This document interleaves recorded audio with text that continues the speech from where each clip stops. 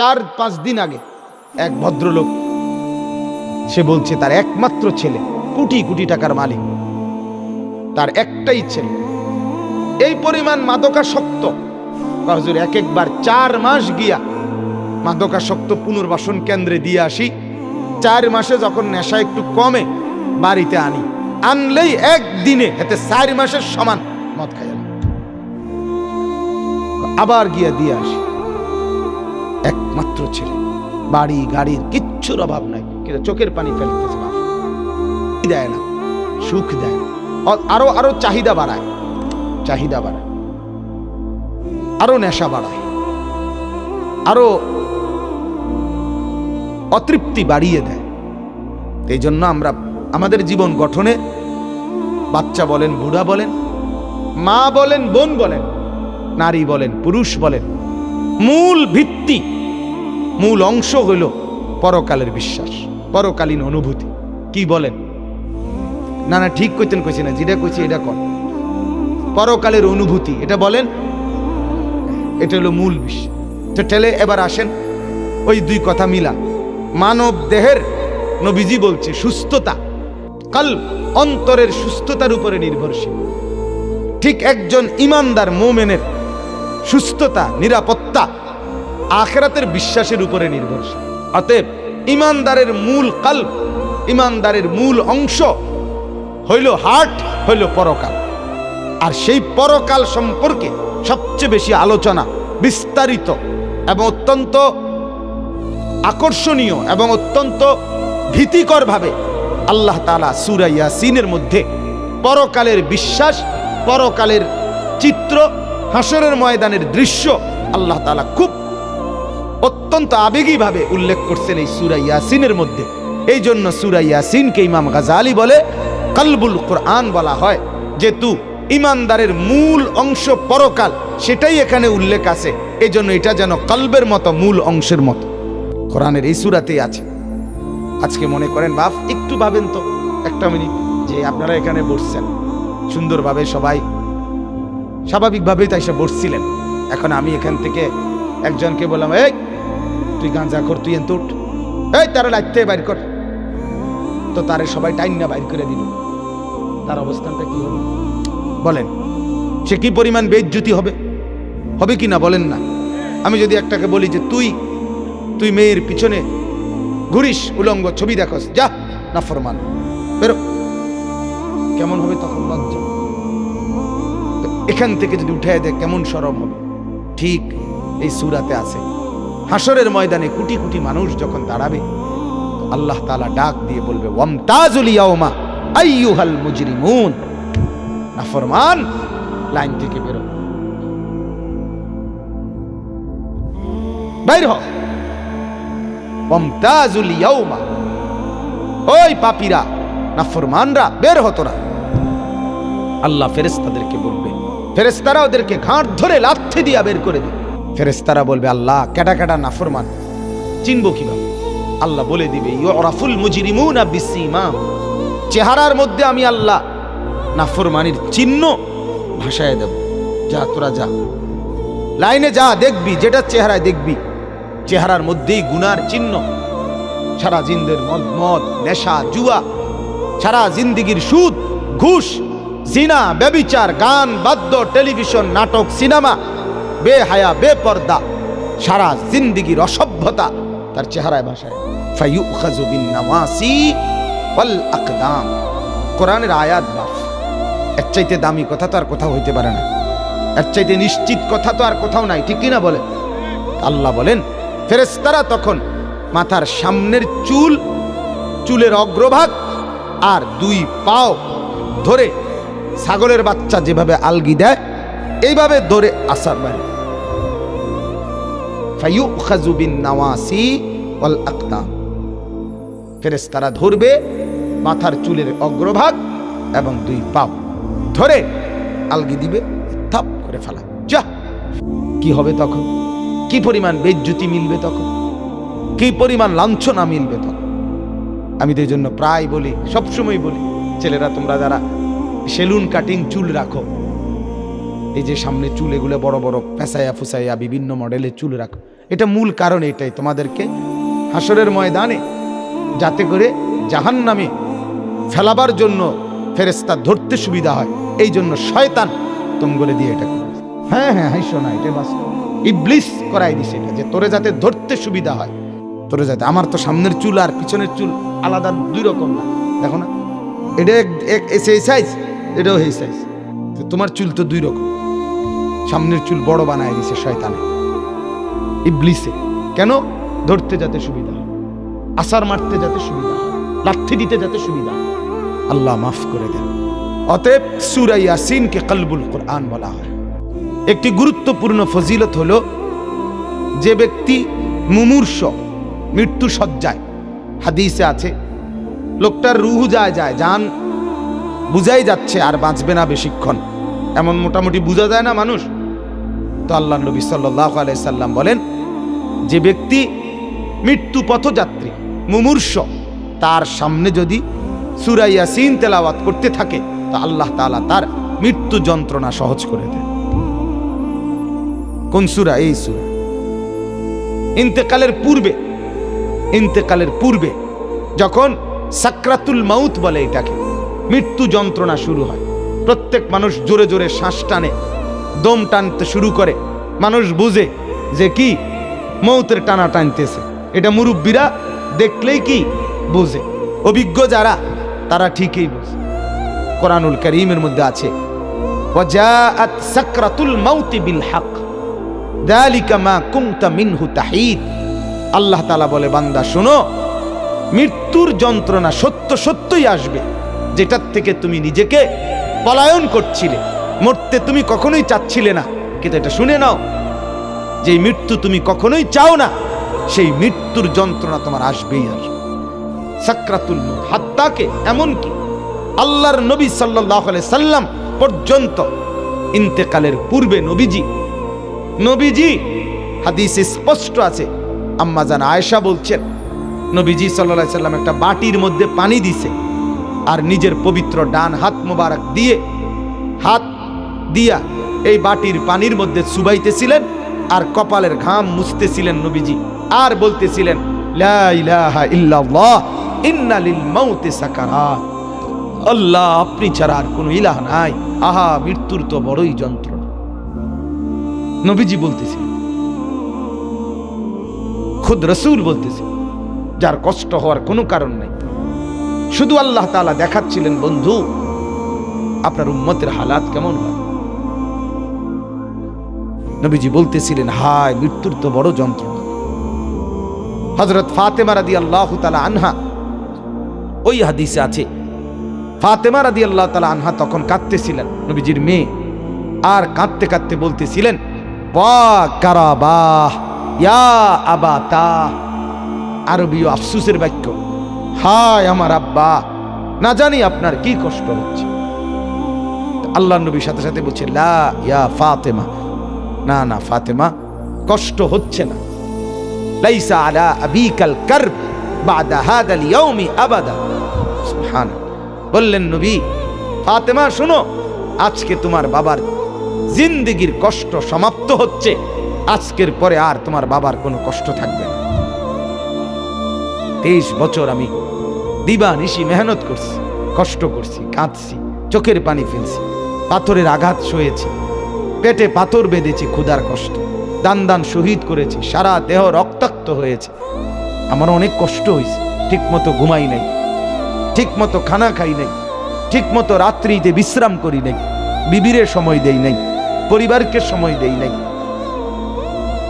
কাউকে ঠিক মতো সময় দিতে পারি নাই, কিছুই করতে পারি নাই দুনিয়ায়, বিশ্রাম, সুখ, আনন্দ, উপভোগ, শুধু মেহনতি করে গেছি, দিয়েই গেছি দাওয়াত, বলেই গেছি দুয়ারে দুয়ারে, দাঁড়ে দাঁড়ে, বার। নবীজি সাল্লাল্লাহু আলাইহি সাল্লাম কিতাবের মধ্যে আছে, আরবি কিতাবে তারিখে ইবনে খাল্লিকান, 4000 বার, 4000 বার শুধু আবু জেহেলকে কালেমার দাওয়াত দিয়েছে। বুঝে ধরে মিয়া, রাসূল সাল্লাল্লাহু আলাইহি সাল্লামকে চিনলেন তো নাই, অনর্থক ভালোবাসার এক অভিনয় করছি আমি। মুখে এক ফোঁটা দাড়ি নাই, এবারটা আসে সারা জীবন 60 বছর বয়স, এবারটা অনবিরি খায়, এবারটা নবীরে ভালোবাসে। আরে মিথ্যুক রে, কত বড় মিথ্যুক এটা। 1 মাস কইতে পারতো না টানা 1 মাস, যে আমি টানা 1 মাস মেসওয়াক করছি, এটা বলতে পারবে না। এবারটা নবীরে ভালোবাসে, এবারটা গাইল্লায় অন্য করে। আমার খুব হাসি আসে, জানলে কি জবাব দিত এগুলারে, কি তো জবাব দিব, কি জন্য জবাব দিব? হ্যাঁ, আশ্চর্য। বলে যাইতে আছে ওয়াহাবি হুজুর, এতে বুঝছে। তুই কি বুঝছো ওটা বলেন আপনি? ওয়াহাবি শব্দের অর্থ কি? আর ওয়াহাবি গালি নি, এটা বুঝতে তো আগে। এটা তো একটা গালি কি না, এটা তো একটা বোঝা দরকার। এটা কি আরবি ভাষায় গালি না বাংলা ভাষায় গালি? এটা গালি তো না। ওয়াহাব এটা আল্লাহর নাম। নাউজুবিল্লাহ, কি বললো মানুষ, কি বুঝা বুঝলেন আপনারা বাপ?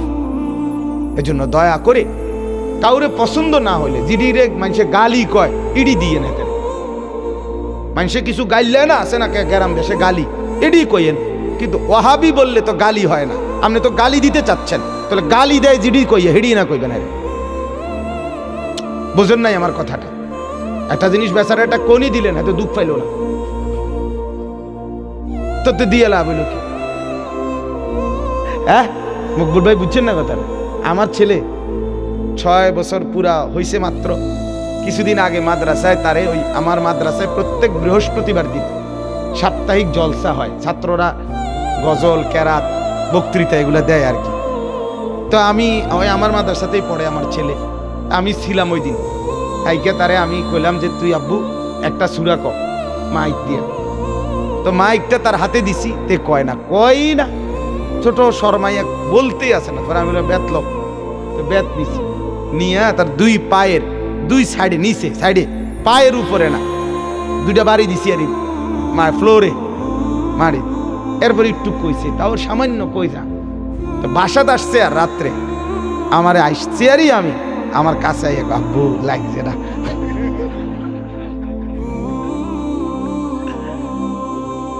মানে হেতের হিসাব হলে যে আমার বাড়ি দিছিলেন, এগুলো কি হয়েছে না, লাগছে না। আসলে তো আমি বাড়িয়ে দেই নাই, আমি তো, কিন্তু হেতের বুঝে হলো যে আমি তো একটা দারুণ বাচ্চা বাচ্চা গেলাম।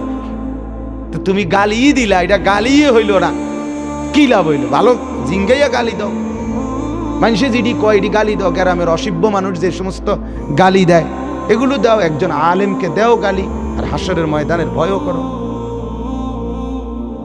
একজন আলেমকে বলো, গালিও দাও, সাথে সাথে পরকালের হিসাব কি হবে সেটার জন্য রেডি থাকো। অচিরেই খবর, ঠিক কিনা বলেন না কেন? মৃত্যু তো খুব দ্রুত, আজ না হয় কাল, এবছর না হয় সে বছর, মরতে তো হবেই। আখিরাতে তো যেতেই হবে, কোনো সন্দেহ নেই। এজন্য বলতেছিলাম, আল্লাহর নবী সাল্লাল্লাহু আলাইহি ওয়াসাল্লাম বললেন যে আজকের পর থেকে তোমার বাবার আর কষ্ট থাকবে না। আমার বলার উদ্দেশ্য হলো সাকরাতুল মাউত, মৃত্যুর যন্ত্রণা। প্রত্যেককে মৃত্যুর পূর্ব মুহূর্তে মৃত্যুর যন্ত্রণা সইতে হবে, ভীষণ যন্ত্রণা, ভীষণ ভীষণ। কিন্তু ঈমানদার সেই যন্ত্রণার মধ্যেই মজা পায়, মৃত্যুর সেই যন্ত্রণার মধ্যেই আনন্দ পায়। ঝাল তো খুব হইছে, কিন্তু স্বাদও তো লাগতেছে, ঠিকই না বলেন? শীতকালীন তরকারি তো ঝাল হইছে, বাকি শীতের ঠান্ডার মধ্যে শীত ঝাল তরকারি খাইতে মজাও তো পাচ্ছে। ঠিক এরকম মৃত্যুর যন্ত্রণা হইতেছে ঠিক, কিন্তু এই যন্ত্রণা মনে যেন ছিঁড়ে ভিড়ে যাচ্ছে। কিন্তু ঈমানদারের দিল খুশি, কিছুক্ষণের মধ্যেই আমি আমার মাওলার জান্নাত দেখতে পাবো। এটা তখন তাকে সব কষ্ট ভুলায় দেয়, সব কষ্ট ভুলায়। এজন্য হাদিসে আছে, নবীজির মৃত্যুর যন্ত্রণা তো হচ্ছে মৃত্যুর সময়। আল্লাহর নবী জবানে কি বলতেছিলেন? আল্লাহুম্মা রাফিকাল আলা, আল্লাহ আমি পরম বন্ধু, শ্রেষ্ঠ বন্ধু, আপনি মাওলার সান্নিধ্যেই যেতে চাই। তার মানে যেন আল্লাহ তাআলা বুঝাইছেন, বন্ধু মরবেনও না, আমাকে আর পাবেন কেন? মরতে তো হবে, আসতে তো হবেই আমার কাছে। একটা মজার উদাহরণ শুনেন। আমরা কিতাবে পড়ছি ইব্রাহিম আলাইহিস সালাম ওনাকে মালাকুল মউত আজরাইল ওনার জান কবজ করার জন্য আসছে। তা আসার পরে আজরাইল জি বলছে, হে আল্লাহর নবী ইব্রাহিম, আমি আসছি আপনার জান কবজ করতে, আপনি যাবেন? ইব্রাহিম আলাইহিস সালাম তখন মালাকুল মউত আজরাইলকে বলছে, আজরাইল কি বললা এটা? আচ্ছা তুমি আল্লাহকে একটা কথা জিজ্ঞেস করো, গিয়া যাও, একটা প্রশ্ন আমার। বলছে কি বলে? তখন ইব্রাহিম আলাইহিস সালাম বলছে, আল্লাহকে তুমি গিয়া বলো, আয়াকবিজুল খলিলু রূহা খলিলিহি, কয় বন্ধু আরেক বন্ধুর কি জান কবজ করে? বন্ধু কি বন্ধুরে মাইরা ফেলে? কইতে কম, মানে আমি না আল্লাহর বন্ধু, তো বন্ধু কেমনে বন্ধুর মাইরা লায়? এটা কেমন কথা? আজরাইল গেছেন, আল্লাহ তাআলাকে শুনাইছেন, আল্লাহ তো শুনছেই, তো আল্লাহকে বলছে রব্বুল আলামিন, ইব্রাহিম তো এটা বলছে, কি বলতাম? তো আল্লাহ তাআলা ফেরত আরেকটা কথা বলছে যে আজরাইল তুমি গিয়ে এটা বলো ইব্রাহিমকে। এবার দেখো কি কয়। আজরাইল আসছে, আয়েশা বলতেছে আল্লাহ বলছে আপনাকে জবাবে, আয়াকরাহুল খলিলু লিকা খলিলিহি, বন্ধু কি বন্ধুর সাক্ষাৎ পেতে চায় না? বন্ধু কি বন্ধুর মোলাকাত পছন্দ করছে না? বন্ধুর সাক্ষাতে যাবেন না? ইব্রাহিম আলাইহিস সালাম সাথে সাথে বুঝে ফেলছে, হায় এটা তো আসলে মৃত্যু না, এটা তো আমারে মেরে ফেলা না, এটা তো আমার রূহ কবজ না, বরং আমাকে তো আমার মাওলার সাথে মিলায়া দেওয়া। তখন সাথে সাথে উনি বলছে, ইকবিদ রূহি আল আন ইয়া মালাকাল মউত, হে আজরাইল মালাকুল মউত, এখন আমার রূহ কবজ করো, আমি বন্ধুর কাছেই যেতে চাই। তাহলে সাকরাতুল মউত, মৃত্যুর যন্ত্রণা সহজ হয়, লাঘব হয়, আসানি হয় যদি কোনো মৃত্যু পথযাত্রী মুমূর্ষ ব্যক্তির সামনে সূরা ইয়াসিন তেলাওয়াত করে। আমার বাপ সুন্নত, সুন্নত মৃত্যুর আগে, মৃত্যুর পূর্ব মুহূর্তে কোন বান্দার জন্য কোরআন থেকে পড়া, এটাই হলো মূলত সুন্নত, এটাই সুন্নত। মৃত্যুবরণ করবার পরে পড়া এটা সুন্নত না, এটা সুন্নত না। মৃত্যুবরণ করার আগে পড়া সুন্নত। এরপরে বলে তো কখনোই পড়া না, না, সেটা হলো স্বাভাবিকভাবে আমার আব্বার জন্য আমি দোয়া করব, তার জন্য কোরআনুল কারীম পড়ে পড়ে দোয়া করা, সেটা তো হলো সবসময়ের আমল আমার। কিন্তু এটাকে একটা রসম বানায় নেওয়া, নির্দিষ্ট নিয়ম বানায় নেওয়া, মরছেন তো এইবার 10 জন দিয়ে এবার নির্ধারিত পদ্ধতিতে নির্দিষ্ট এই সময়ের ভিতরেই পড়াইতেই হবে, দোয়া পড়াইতেই হবে, খতম পড়াইতেই হবে, এর মাধ্যমে তাকে কবরবাসীর বা মৃত ব্যক্তিটার উপকার পৌঁছাইতেই হবে। এখন এভাবেই, এটাই নিয়ম, এটাই সিস্টেম, এটা সুন্নত না। এটা কি না বলেন না? সুন্নত না, সুন্নত নয়। আপনি বলবেন, আপনারা বলবেন এই জন্য এগরে ওয়াহাবি কয়, শেষ পর্যন্ত কথা শুনবেন, এটা কয় দেখবা যেই কোনো কিছুতে এরা উল্টাটা কয়। আসলে উল্টাটা চলতে চলতে এখন বাওটা উল্টা হয়ে গেছে, ভাওটা হয়ে গেছে উল্টা, সুন্নতটা হয়ে গেছে অপরিচিত, বেদাতটা হয়ে গেছে পরিচিত, পরিচিত। এখন মুসলমানের ঘরে একটা দস্তরখানের কথা জিজ্ঞেস করিলে এবার লুঙ্গি আনে, কি লুঙ্গি একটা আইনা বিছায় দেয়, গামছা বিছাইয়া দেয়, অথবা সাদ্দুর কয় হুজুর এটাই সারবো, সারবো এত কথা না। তুমি যে জানো না বেটা মুসলমান, এটা না বড় কথা, দুঃখের কথা। তুমি তোমার রসুলের এতটুকু পরিচয়ও তোমার মধ্যে নাই, এতটুকু পরিচয় নেই। ঘরের 6 জন মানুষ, একটা মেসওয়াক নাই কারো, তুমি রসুল থেকে কতটা দূরে। এজন্য বাপ সুন্নতের মধ্যেই বরকত, সুন্নতের মধ্যেই বরকত। একটি যেই কোনো, এটা যৌক্তিক নিয়ম হলো, যেই কোনো অঞ্চলে, যেই কোনো মানুষ, যে কোনো ঘরে পরিবারে যদি দীর্ঘদিন দিন চর্চা না থাকে, তখন সেখানে ধীরে ধীরে সামাজিক কুসংস্কার, কুপ্রথা, বিদআত সেটা এসে গেড়ে বসে। তখন নতুন করে কেউ যদি সুন্নত কিংবা হেদায়েত বলে তো সেটাকেই তখন কঠিন মনে হয়, কিন্তু কিছুদিন পরে দেখা যায় সুন্নতটাই শেষ পর্যন্ত বিজয়ী হয়, দিন বিজয়ী, ইসলামী বিজয়ী হয়। কোনো বিদআত কোনো খুরাফাত, কোনো কুসংস্কার স্থায়ীভাবে টিকে থাকে না। এটা এলোমেলো হয়ে যায়, রদবদল হয়ে যায়, বিচ্ছিন্ন হয়ে যায়। মানুষ ধীরে ধীরে সুন্নতের ব্যাপক প্রচার হলে বিদআত আস্তে আস্তে কমে যায়, ছুটে যায়। আল্লাহ তাআলা আমাদেরকে সুন্নতের মহব্বত করার তৌফিক দান করেন। তাইলে আমি দুইটা ফজিলত বললাম, এবার আরেকটা ফজিলত। রাসূলুল্লাহ সাল্লাল্লাহু আলাইহি সাল্লাম বলেন, যে ব্যক্তি সকালবেলা সূরা ইয়াসিন তেলাওয়াত করবে সন্ধ্যা পর্যন্ত সে বিপদ আপদ থেকে নিরাপদ থাকবে। সন্ধ্যায় পড়বে, সকাল পর্যন্ত বিপদ আপদ থেকে নিরাপদ থাকবে। তাইলে সূরা ইয়াসিন অনেক ফজিলত। মৃত্যু পথযাত্রীর মৃত্যু যন্ত্রণা সহজ হয়। এরপরে সকাল সন্ধ্যায় পড়লে তার আপনার বিপদ আপদ পরেশানি মুসিবত থেকে দূর হয়। সর্বোপরি সূরা ইয়াসিন এটার দ্বারা অনেক বেশি ফজিলত অর্জিত হয়। একজন ইমানদারের উচিত সূরা ইয়াসিনকে নিয়মিত তেলাওয়াতের অংশ হিসাবে গ্রহণ করা। আল্লাহ তাআলা আমাদেরকে তৌফিক দান করেন। এবার শুধু আয়াতগুলোর তরজমা শুনেন, অল্প কথায় আপনি বুঝে ফেলবেন। শুধু অর্থ বলি।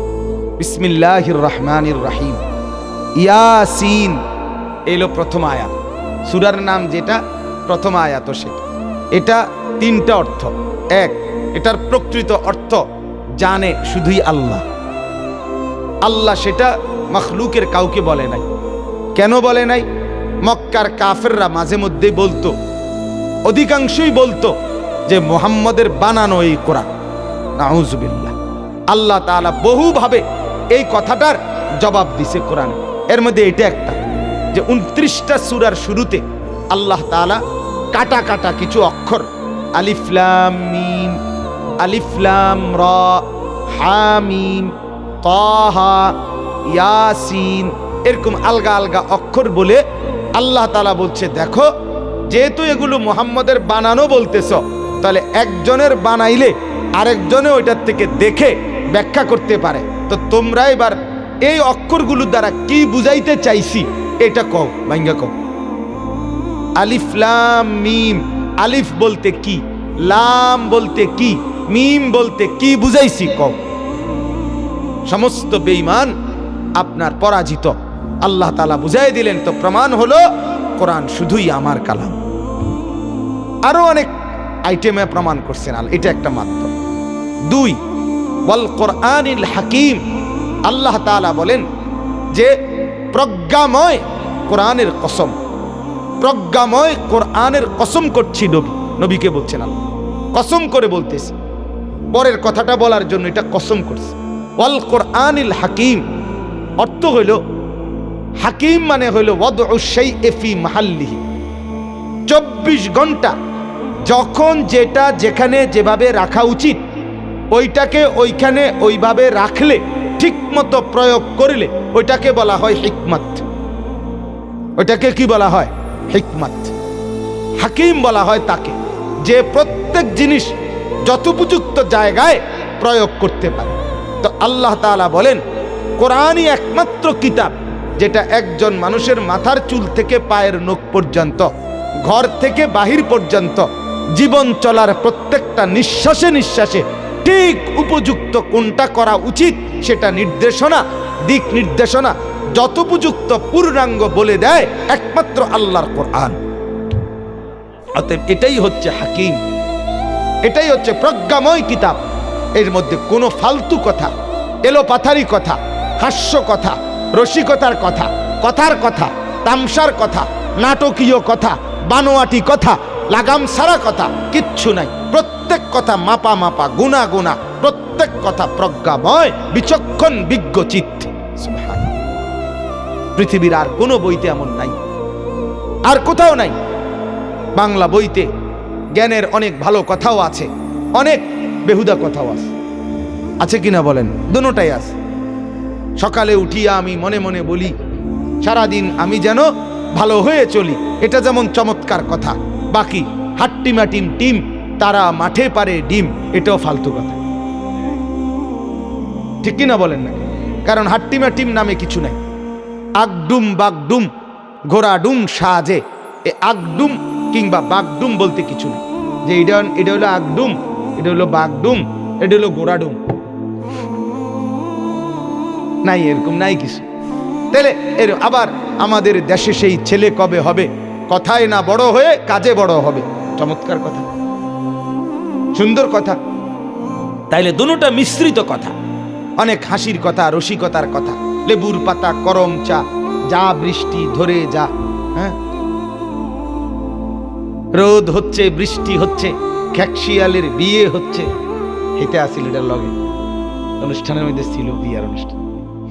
তাইলে আপনার এই যে কথা, বানোয়াটি কথা বলছি আর কি, কথার কথা। আল্লাহ বলেন না, ওয়াল কোরআনিল হাকিম, কোরআনের প্রতিটা অক্ষর মাপা মাপ। লম্বা সময় দরকার হয়তো বুঝাইতাম। একটা কোরআনের আয়াত আছে, আলাইহা তিসআতা আশার, 19 কোরআনের মধ্যে একটা অক্ষর আছে। এই পুরা কোরআন 19 এই সাংকেতিক চিহ্ন দিয়ে একবার মাপা মাপ, দৈর্ঘ্য প্রস্থের মতো একদম একটা অক্ষর পরিকল্পনার চাইতে বেশতিও নাই, কমতিও নাই। একটা আলোচনা, একটা বক্তব্য, একটা কথা বোঝানোর ক্ষেত্রে রব্বুল আলামিন মাইপা মাইপা, গুইনা গুইনা, হিসাব করে করে আল্লাহ তাআলা কোরআনকে সাজিয়েছে। আরে দোস্ত, কোরআন যে পড়েন নাই, পৃথিবীর কিছুই শিখেন। ওই ছেলে, তোমরা যারা পড়ছো কিছু, পড়ে নাই যেগুলো বাদে দাও মিয়া। তোমরা যারা পড়ছো ভাইয়া, আল্লাহর কোরআন যে পড়ে দেখো নাই, একটু ছুঁয়ে দেখো নাই, একটু তর্জমাও পড়ো নাই, কিছুই পড়ো নাই, কি পড়লাম? পদার্থ, জীববিজ্ঞান, রসায়ন বিজ্ঞান, উচ্চতর গুণ, এগুলোর মধ্যে তেমন উল্লেখযোগ্য কিছু নাই। জীবন চলার কিছু তথ্য, তাও বানোয়াটি কথা, ভুল কথা অনেক, ভুল কথা অনেক। কোরআনে স্পষ্ট বক্তব্য ছিল। বারবার আল্লাহ বলছেন, আমি মানুষকে বানাইছি, আদম থেকে বানাইছি, হাওয়া থেকে বানাইছি, বীর্যের ফোঁটা থেকে বানাইছি, মাটির থেকে বানাইছি। সব বিস্তারিত বলার পরেও গবেষক, বিজ্ঞানী, দার্শনিক গেছে জঙ্গলে বান্দররে জিজ্ঞাসা করতে। বান্দরকে জিজ্ঞেস করছে গিয়া, বান্দরকে ডাইকে বলছে, ভাই আমার চিনচিনি সানসাই। ও চিনচিত লাগে, আপনি তো আমগুল লগের আছিলেন। আরে আপনার এদের দেখতে পুরা আমরার মতোই মনে হয়, আপনি হেনে গেলেন কেন? এরপরে সে বলছে, ভাই যাক, গেছি যদিও ভুলে, কিন্তু আমি অনেক অনেক গিয়ে কমু, আমি আমনগর লগের, এই জন্য এলাকা তাইসা কইছে আমি মূলত বান্দর। আস্তাগফিরুল্লাহ, আস্তাগফিরুল্লাহ। কোরআনকে থেকে বঞ্চিত হয়ে আর কোনো আলো পাই না। কোরআন একমাত্র নূর। ওয়ামাল্লাম ইয়াজআলিল্লাহু লাহু নূরান ফামা লাহু মিন নূর। আল্লাহ বলেন, আমার আলো থেকে যে বঞ্চিত হয়, সে আর কোথাও কোনো আলো খুঁজে পায় না, আলো পায় না। তো ওয়াল কোরআনিল হাকিম, প্রজ্ঞাময়। এজন্য বাপ অনুরোধ দয়া করে প্রত্যেকেই মেহেরবানি করে ফিকির করেন। আমি দয়া করে বলছি, আল্লাহর কোরআন পড়েন। কিছু পড়তে পারবেন না, কমপক্ষে বাংলাটা পড়েন। একটা বাংলা কোরআন শরীফের অনুবাদ, বিশ্বাস করেন আপনার দিল নূরে ভরে যাবে। আপনি মজাই পাইবেন যে কি সুন্দর কথা, এটা হুজুরদের কথা, আমার কথা, অমুক বক্তা তমুক, ওটা তো বানাই না কথা। কথা বলেন, আমি আপনার ঘরে বুঝানোর লাগে না কত কিসিমে আতলাইরা ফাওলাইরা কথা বলি, কিন্তু এটা তো পুরা মালিকের কথা, আরশে আজিমের, মুনিবের কথা, আল্লাহর কথা। কতটা মজাদার হওয়া উচিত। এক বাচ্চা যদি মজাই না পাইতো কেমনে হাফেজ? আল্লাহ খুশি হয়। আমার কথা বারবার বলছিস, যা মজা লাগাই দিলাম, দিল লাগাই দিলাম, কলজাত বসায়।